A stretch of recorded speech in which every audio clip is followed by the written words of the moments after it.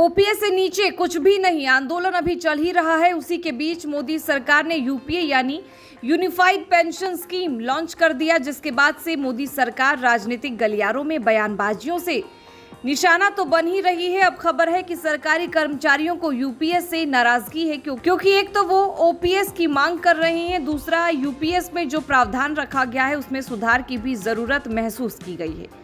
इसी को लेकर पूरे देश के 91 लाख कर्मचारियों का समर्थित एक लेटर पीएम मोदी को लिखा गया है। इस लेटर में यूपीएस में सुधार की मांग तो की गई है, साथ ही यूपीएस को लेकर 5 बिंदुओं पर ध्यान दिलाते हुए मांगे भी रखी गई है। ये लेटर ओपीएस आंदोलन में एक्टिव संस्था national mission for old pension scheme Bharat ने पीएम मोदी को लिखे हैं, जिसमें 91 लाख कर्मचारियों के समर्थन का हवाला भी दिया है।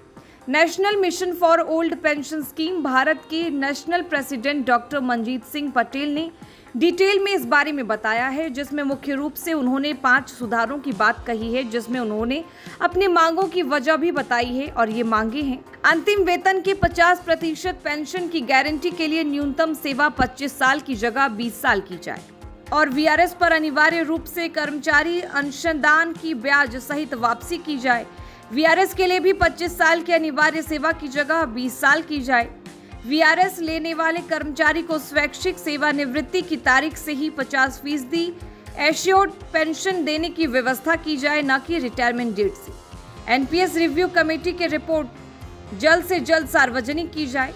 तो अब बात करते हैं कि अंतिम वेतन के 50% एश्योर्ड पेंशन की गारंटी के लिए न्यूनतम सेवा 25 वर्ष के स्थान पर 20 वर्ष की जाए, ताकि केंद्रीय सशस्त्र बलों के कर्मचारियों को भी न्याय मिल सके। 25 वर्ष के कारण उनके साथ भी असंगति पैदा हो गई है। तो वहीं रिटायरमेंट पर अनिवार्य रूप से कर्मचारी अंशदान की ब्याज सहित वापसी की जाए, ताकि बुढ़ापे में कर्मचारी अपने पैसे से बेटी के हाथ पीले कर सके, घर बनवा सके, तीर्थ यात्रा कर सके और स्वाभिमान पूर्वक जीवन जी सके।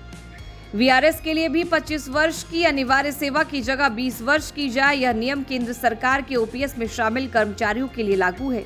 इससे दोनों कर्मचारियों के बीच समानता के अधिकार के कानून का पालन हो सकेगा। ऐसा न होने से एक विसंगति पैदा हो गई है। इसके चलते कोर्ट में केस बढ़ेंगे। वीआरएस लेने वाले कर्मचारी को स्वैच्छिक सेवानिवृत्ति की तिथि से ही 50% एश्योर्ड पेंशन देने की व्यवस्था की जाए, न कि रिटायरमेंट डेट से। यहाँ पर सोचने वाली बात है कि यूपीएस में कैबिनेट का निर्णय है कि वीआरएस लेने वाले व्यक्ति को पेंशन रिटायरमेंट तिथि यानी 60 साल की उम्र के बाद ही दी जाएगी। इसका मतलब ये हुआ कि सरकार उस व्यक्ति को वीआरएस के बाद इस साल तक कोई पेंशन नहीं देगी। अगर इस बीच रिटायरमेंट की आयु 65 वर्ष तक बढ़ा दी गई तो उसे 15 साल तक कोई पेंशन नहीं मिलेगी। आखिर सरकार यह कैसे निर्धारित कर पाएगी कि वीआरएस लेने वाला व्यक्ति हर हाल में पेंशन लेने के लिए 60 या 65 वर्ष तक जीवित ही रहेगा?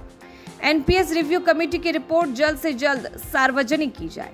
अब मोदी सरकार 91 लाख कर्मचारियों की इस मांग पर क्या एक्शन लेती है, ये देखना अहम है, क्योंकि ओपीएस की मांग के बीच यूपीएस लॉन्च कर देने से उनको झटका तो लगा है।